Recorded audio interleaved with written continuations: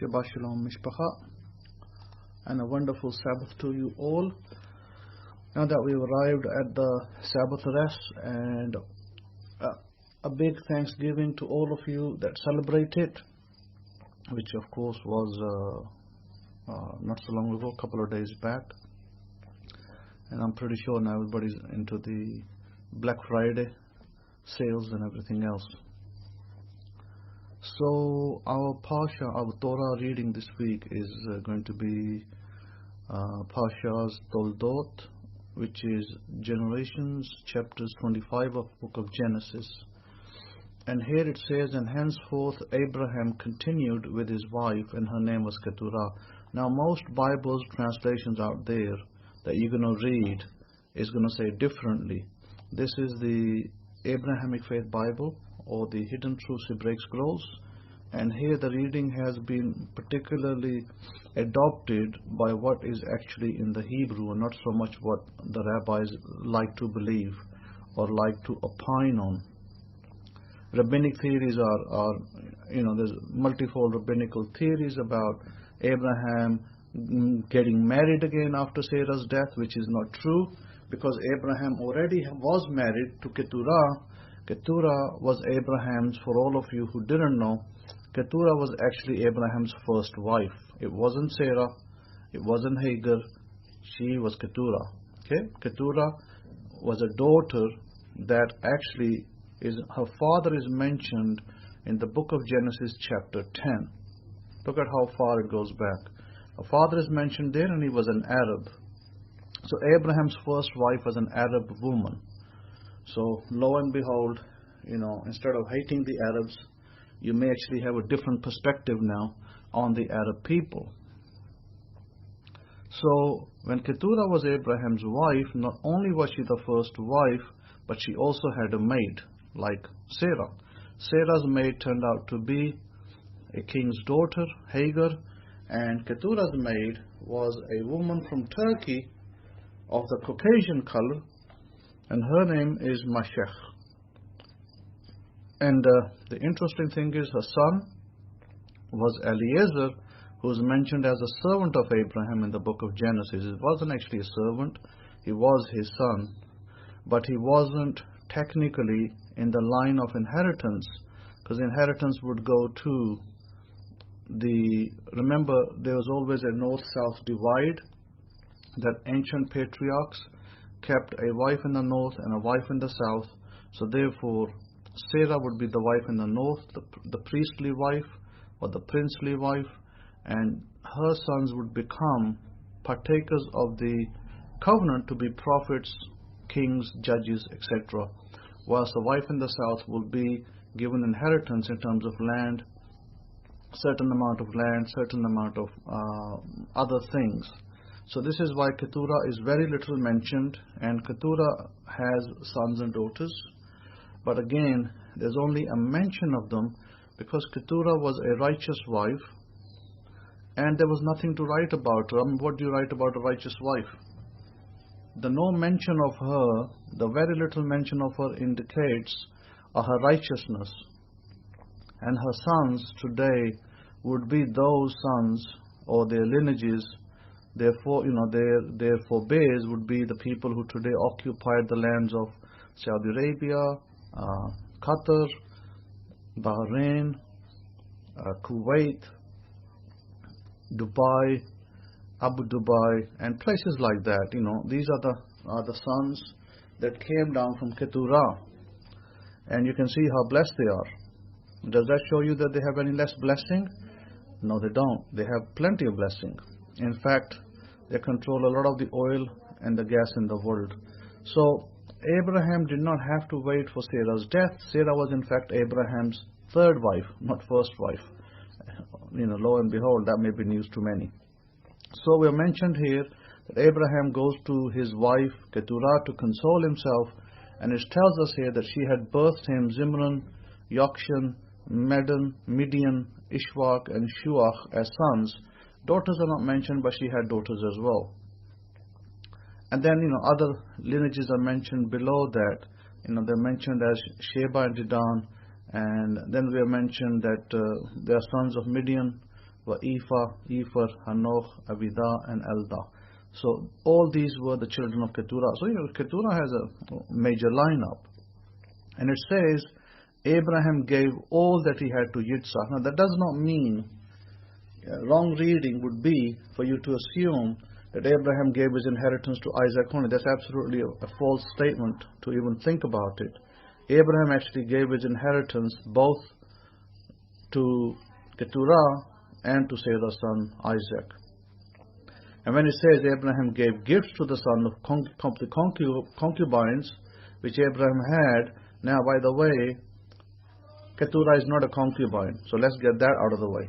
Keturah is a fully fledged wife in a fully fledged ketubah, and she is not counted as a concubine. The only two wives that would be counted as concubines would be Meshach, and the other one would be Hagar, who's the Egyptian girl. So the reason why it mentions that only gifts were given to the sons of the concubines, because the concubines, according to Torah law, were not permitted to have the main inheritance. Therefore, if you remember Abraham's prayer to God in Genesis 15, where Abraham says that, if I don't have a son, meaning son of the promise, that I'd have to give my inheritance to somebody else who will collect it, like he was talking about Eliezer. Now, Eliezer happened to be the son of a concubine. Therefore, it could not be. It could not be that he could collect the inheritance that Abraham had, and he could not be the prophet, he could not be a judge in the future, or his sons. Therefore, God had to give Abraham a son, and that's where Isaac came in. It talks about from Yitzhak his son. He says, well, Abraham had, and while he was still living, he sent them eastward. So he sent his children of his concubine to the east, meaning they're in the territory of what today are considered the Arab lands. But remember that Keturah was not a concubine, she was a fully fledged wife, and her sons today are princes and kings today. In land of Saudi Arabia, Abu Dubai, then we have Dubai, they are the kings and princes living there still to this day. You can see and listen to YouTube videos on the kind of wealth they have, and I find it quite funny, and I find it actually quite false that these YouTube videos are made, and they'll say, oh, such and such person is the richest person in the world, and it turns out he only has $2 billion of wealth. I mean, how the heck can somebody be the richest person in the world with $2 billion of wealth? It's just stupid. And that's how they make these videos. Majority of these videos are full of lies and misinformation. Misinformation that's out there on the net, because somebody who has $25 billion worth of wealth surely is going to be greater than the one with the $2 billion. But when you look at the YouTube video, they'll say, oh, the richest family on the earth, and they have, $2 billion to their name, and you start laughing, and you think, what the heck is this? It's nonsense. It's not like that. And these Arabs, at least I could tell you that the House of Saud in Saudi Arabia, those guys, the kings and princes under them, they control $1.5 trillion of wealth. So would not that make them the richest? Sure, it would. But they actually come up number 2. So number 1 is somebody else, and number 1 is Isaac. So having said that, don't ever go for these so-called YouTube videos that misrepresent information and misrepresent families. So again, in the same passage, we see that it says these are the names of the sons of Ishmael by their names according to the generations. So Ishmael had 12 sons out of 2 wives. Now, somebody, from my last week's lecture, somebody posted some comment about saying that, oh, the Bible does not speak about, and he misquoted. I didn't say Rebecca, I said Sarah. So he misquoted by saying that, where is it written that such and such person had an angel come to her? I was talking about Sarah, an angel, Satan becoming an angel. Satan was an angel. He came to Sarah, and he told her that her son was taken to sacrifice. And the person was like, where does the Torah say that? Well, first of all, the Torah does not give you all the information. The Torah hints. And if you don't know, like I said, if you're uneducated in the Torah, then go learn how to interpret the Torah. Sadly, most of these people, YouTubers, they are misguided, and they don't know our scriptures, they don't know our books, and they're running around with their headless chickens, and they think that they know it all. They're not know-it-alls. They are like ignorant and unfortunately, I'd say uneducated in our books. All the information is not presented in one book. For some of the information, and I did mention in that particular lecture, which of course this person's ears were not listening to, was that the information is found in the book of Yashar, or it's called Jasher. So that is where the information is found. And there are some other books. There's a book of Enoch. There's a book of Abraham. There are various books that we have that talk about various bits of information regarding Abraham's life. The gaps that are not filled in the 5 books of the Bible, first 5 books known as the Torah. These gaps are filled in those books. Hence why we know what's going on. But we also know because, like I said, there are clues. Clues are given in the Torah which tells us what's going on with what, etc. So this Parshas Toldot, I was just giving you the previous Parsha, but in the Parshas Toldot, we are told that this is the genealogy of Isaac, Yitzhak, Abraham's son. Abraham begot Yitzhak. So Abraham's genealogy, or his generation, start with Isaac, and then it says Isaac was 40 years old when he took Rivka as wife. Now you're going to ask me, well, how can he be 40 and not have been married? And the answer is he was. He's actually married first time to another woman, and this was his second marriage. Well, now you're going to ask me, where does it say in the Torah? Where does it say in the Torah? This is where I've spent my years, learning the Torah instead of arguing with it. If you actually go read the genealogies of Abraham's wife Keturah, you will find that Abraham's son Isaac was married to the daughter of Keturah, the second wife, and from a son of the second wife. So therefore, that's how marriages were conducted. Now, how do we know that? That's a long story. I'm not going to go into that. How do I know that? I know many things that you will never know. So, having said that, his first wife came from there. She's not mentioned. We're only told the 40 years. Well, our people did not marry at 40. Our people were probably getting, ancient forefathers were getting second and third wives at 40 years of age. So at 40 years of age, he gets his second wife. Remember, the wife in the south, the wife in the north. That is the pattern that our forefathers had. So Rebecca, she was a wife in the north. So now her son or sons would then become the inheritors of the covenant. Now from Rebecca we note that we have two sons. One is Esau and one is Jacob. So Jacob became the inheritor of the main covenant. Esau, whilst he was equally a son, did not get the inheritance. And we note that within the same Parsha, in the same portion of Torah, it tells us that Jacob cooked a stew and Esau came in from the field and he was starving. Now the question is, the Torah doesn't tell you why Jacob cooked the stew. Well, I can tell you why he cooked it. Because Abraham had just passed away. He died. And so Jacob was in mourning. It's called holding Shiva. So he was holding his Shiv. And he was cooking lentils, which was custom of the day, red lentils. And Esau came in from the field. He was starving. He didn't care about the red lentils. He didn't care about Abraham had died. He was more concerned about his life. He was just hungry. He just wants to eat. He's starving. He's famished. And so he's called Red. God gives him the name Red. He's careless. And Jacob at that point asked him to sell his birthright, because technically he was the one to inherit the covenant. But he said, no, I don't care. He sold it. He sold it to Jacob for his satisfying his belly. And we're told then at that point that Jacob then took an oath from him. See, oath was very serious in the ancient times. Jacob takes an oath from him and says, swear to me this day. And he said he swore to him and he sold his birthright to Yaakov. And then it says that, and then Jacob gave him the lentils and the bread. He ate, drank, arose and went his merry way. So It says Esau despised his birthright, meaning he was careless kind of guy, didn't care, to him, what's this property for me and what's the birthright to me? He didn't care. He is more concerned about outwardly. More concerned about outwardly, about his sports, about his daily activities, than he's worried about what I'm going to do with the land and the covenant. At this point, we're told that there was a famine in the land, and beside the first famine that was in the days of Abraham, now see, the patterns are repeating.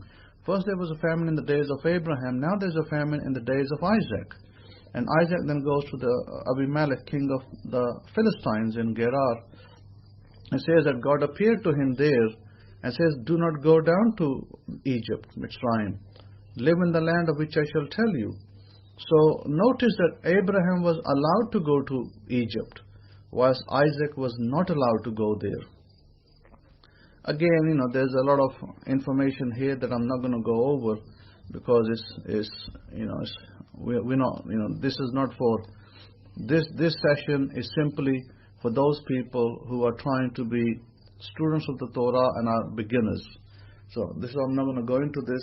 These kind of passages are reserved for serious students of the Torah who are tithers and pay their zadaqah and keep the feast and do the Sabbath. So these are not passages for Joe Public. So we do not teach Torah to Joe Public any longer, because you know the reasons why. So having said that, this whole story is weaved about Isaac digging wells, Isaac going to the king, and then Isaac repeating the same pattern that Abraham did, that where his wife is seen as a pretty woman, and the men of the king take her, and he says that she's my sister. Similarly, where Abraham told about Sarah being his sister, again we are seeing these relationships where we have multiple wives, multiple children, and so a husband having more than one wife with different children was allowed. Marriage was allowed between a wife's children to the husband's sons, provided they did not come from the same wife. And those are from different wives. So this is kind of a story that we use about being Sarah being a sister. Similarly, here Rebecca being a sister, she was a half sister to Isaac. And here Isaac says that she's my sister, for he was afraid to say she's my wife, because he thought lest the man for the place should kill me, for Rivkah, because she's beautiful to behold. So, men did what they needed to in those days to protect their wives. Simple as that. There's nothing about here lies and not lies. This is not lies, this is true. She was his half-sister, and he just gave it so that he could protect her and himself. However, here, even though Abimelech, the king's men take the woman, but then God comes to him in a dream and says that I'll put you to death because this is somebody else's wife.